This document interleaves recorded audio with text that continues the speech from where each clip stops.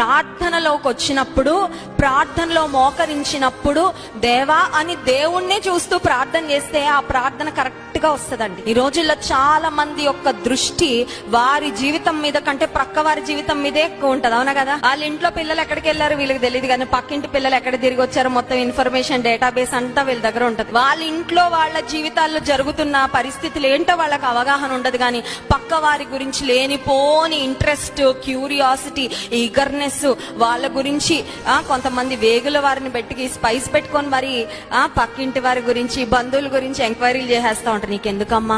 దేవుడు నీకిచ్చిన జీవితాన్ని గురించి నిన్ను లెక్క అడుగుతాడు. దేవుడు నీకు అప్పగించిన కుటుంబాన్ని గురించి నిన్ను లెక్క అడుగుతాడు. దేవుడు నీకిచ్చిన సమయాన్ని గురించి నేను లెక్క అడుగుతాడు. దేవుడు నీకిచ్చిన తలాంతుల గురించి నేను లెక్క అడుగుతాడు, కానీ పక్క వారి గురించి మనల్ని లెక్క అడగడు. ఇంకో మాటలో చెప్పంటారా, that is none of our business. Hallelujah. మన పని కాదండి అది.